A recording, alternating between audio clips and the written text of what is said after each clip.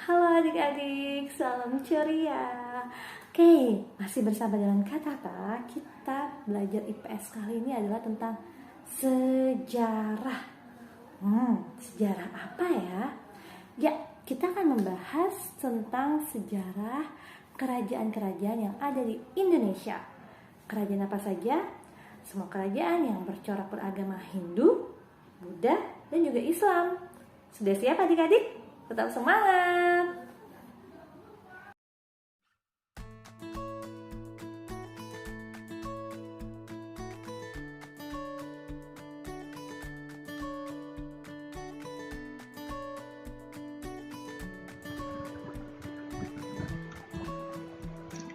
Halo adik-adik, tahukah kamu Indonesia adalah negara yang memiliki keberagaman suku, budaya, dan agama yang tidak lepas dari sejarah kerajaan-kerajaan di Indonesia. Nah, sejarah kerajaan-kerajaan di Indonesia ini bercorak beragama, 1 Hindu, 2 Buddha, 3 Islam. Kali ini kita akan membahas sejarah kerajaan-kerajaan Indonesia yang bercorak beragama Hindu.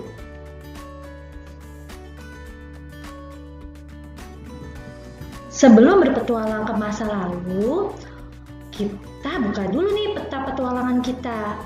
Kita akan mengelilingi Indonesia. Yang pertama ke Kerajaan Kutai, 2 Kerajaan Tarumanegara, 3 Kerajaan Mataram kuno, dan 4 Kerajaan Singasari.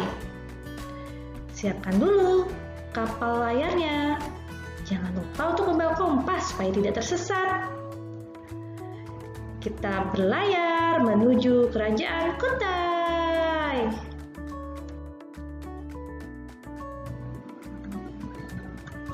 Oke, kita berlayar menuju Pulau Kalimantan dan sampai di Kutai.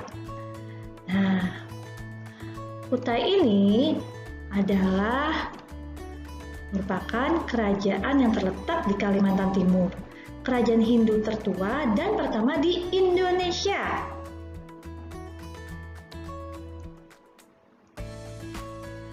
Agama Hindu masuk ke Indonesia dibawa oleh musafir dan pedagang dari India yang menjalin hubungan dagang di Indonesia.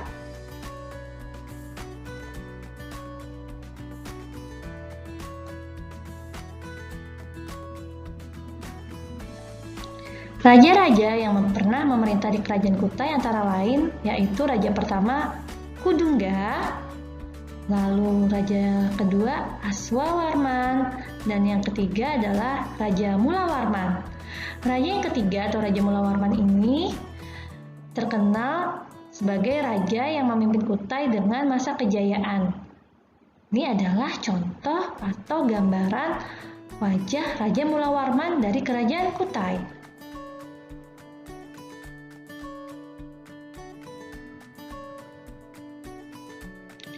Oke adik-adik, sekarang kita masuk ke peninggalan sejarah dari Kerajaan Kutai.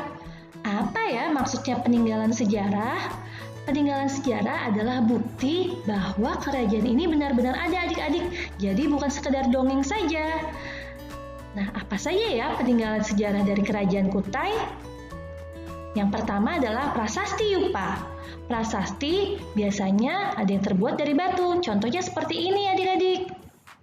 Nah, zaman dahulu sebelum mengenal buku tulis atau handphone atau tab, biasanya mereka menulis di atas batu. Nah, lihat tulisannya seperti itu. Ini merupakan bahasa Sanskerta yaitu dengan hurufnya Pallawa yang berasal dari India. Seperti ini adik-adik. Berikutnya adalah kalung ciwang. Selanjutnya kura-kura emas. Wah, jadi mencetak hewan kura-kura yang seperti menyerupai kura-kura dari emas.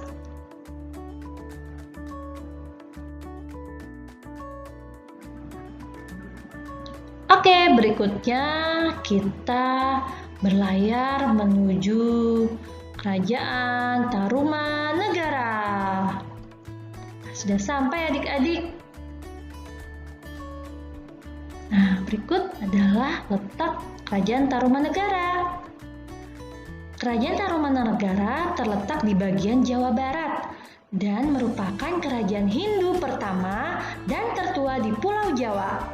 Ingat-ingat ya adik-adik, kerajaan Tarumanegara adalah kerajaan Hindu pertama dan tertua di Pulau Jawa.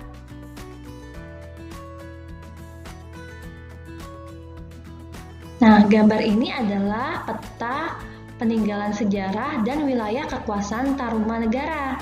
Jadi kalau zaman sekarang, wilayah kekuasaan kerajaan Tarumanegara meliputi Bogor, Bekasi, dan Jakarta ternyata adik-adik. Nah, selanjutnya kita lihat masa kejayaan kerajaan Tarumanegara terjadi pada masa Raja Purnawarman.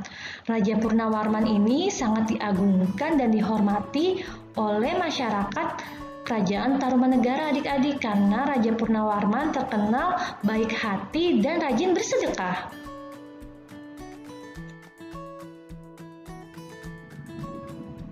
Baik adik-adik bisa lihat pada peta ini, wilayah kekuasaan Tarumanegara itu sekarang adalah menjadi kota Jakarta, Bekasi, dan Bogor. Jadi cukup besar ya luas wilayah kekuasaan kerajaan Tarumanegara dan juga banyak beberapa peninggalan sejarah dari kerajaan Tarumanegara ini sendiri. Apa saja ya? Yang pertama adalah Prasasti Kebon Kopi. Nah, letak Prasasti Kebon Kopi ini terletak di area Bogor adik-adik. Bentuknya terbuat dari batu. Ada dua gambar seperti telapak kaki. Apakah kamu tahu telapak kaki apa ini? Ya, ini adalah telapak kaki gajah. Dan juga ada tulisan Sanskertanya. Yang kedua adalah Prasasti Jambu. Prasasti Jambu juga terletak di area Bogor. Kenapa dinamakan Prasasti Jambu? Betul, karena bentuknya seperti jambu adik-adik batunya. Jadinya dinamakan Prasasti Jambu. Yang ketiga ada Prasasti Cidanghiang yang terletak di area Bogor. Prasasti Cidanghiang juga terbuat dari batu adik-adik. Di atasnya juga ada tulisan berbahasa Sanskerta. Yang keempat ada Prasasti Ciaruten yang terletak di Bogor juga. Nah, prasasti ini merupakan peninggalan sejarah terkenal dari kerajaan Tarumanegara karena ada peninggalan telapak kaki dari raja mereka yaitu Raja Purnawarman. Kemudian nomor 5 adalah Prasasti Tugu yang terletak di daerah Jakarta. Nah, bentuk Prasasti Tugu ini cukup unik seperti telur adik-adik. Selanjutnya adalah Prasasti Muara Cianten, terletak di daerah Bogor. Selanjutnya yang ketujuh adalah Prasasti Pasir Awi. Prasasti Pasir Awi ini juga ada telapak kakinya, tetapi bedanya telapak kakinya berbeda arah, yang satu menghadap ke kiri dan yang satu menghadap ke kanan.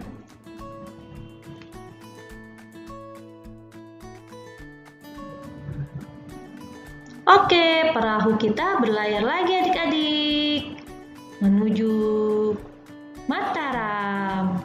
Ya, kita sudah sampai di Kerajaan Mataram kuno. Kerajaan ini terletak di Jawa Tengah dan kerajaan ini memiliki dua corak agama yang utama, yaitu dari Wangsa Sanjaya yang beragama Hindu dan Wangsa Shailendra yang beragama Buddha Mahayana. Kerajaan Mataram kuno. Raja-rajanya yang berpengaruh antara lain yang pertama adalah Raja Sanjaya, raja pertama dari Kerajaan Mataram kuno, lalu Raja Rakai Panangkaran, Raja Rakai Pikatan, dan Dyah Balitung.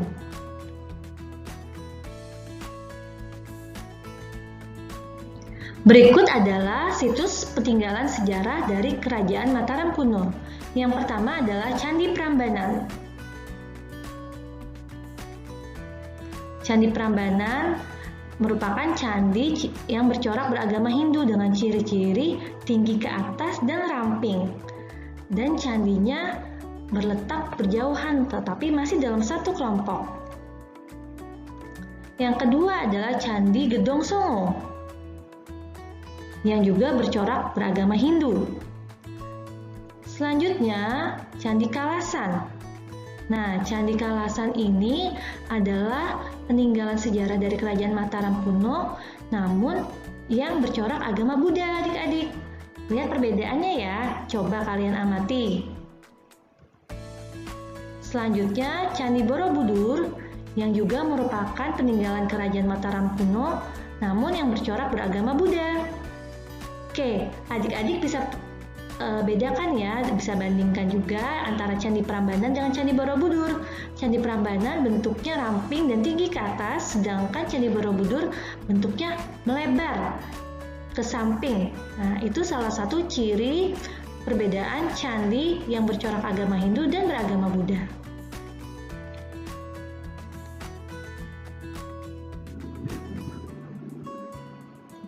Wah, kapal kita mau berlayar kemana lagi nih? Kita mau berlayar ke Kerajaan Singasari. Nah, di sini adik-adik. Kerajaan Singasari ini terletak di Jawa Timur. Singasari berdiri menggantikan Kediri ketika Ken Arok menyerbu Daha dan mengalahkan Kertajaya. Kerajaan ini tumbuh menjadi kuat dan memperluas sampai dengan Melayu, Tumasik, dan Pahang. Berikut adalah raja-raja yang berpengaruh di Kerajaan Singasari. Yang pertama adalah Ken Arok, pendiri Kerajaan Singasari, setelah mengalahkan Kerajaan Kediri. Selanjutnya ada Anusapati, Tohjaya, Wisnuwardana, dan Kertanegara. Pada zaman Raja Kertanegara, Kerajaan Singasari mencapai puncak kejayaannya.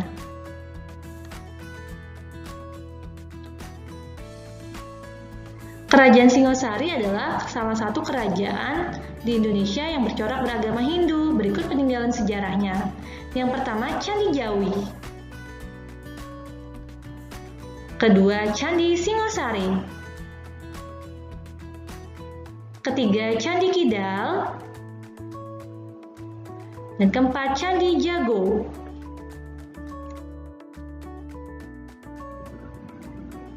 Wah, tidak terasa petualangan kita sudah selesai adik-adik. Bagaimana perjalanan menuju masa lalunya? Seru tidak nih? Seperti pesan Bung Karno, yaitu bangsa besar adalah bangsa yang tidak pernah melupakan sejarah.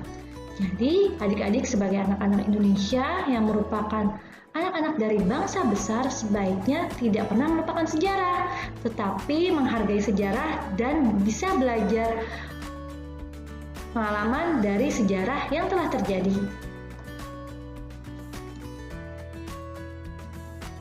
Terima kasih adik-adik.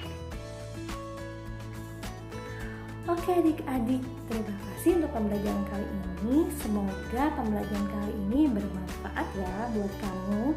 Jangan lupa diulang lagi belajarnya dan tetap jaga kesehatan, pakai masker, cuci tangan, dan jaga jarak. Tetap semangat adik-adik, salam ceria, dadah.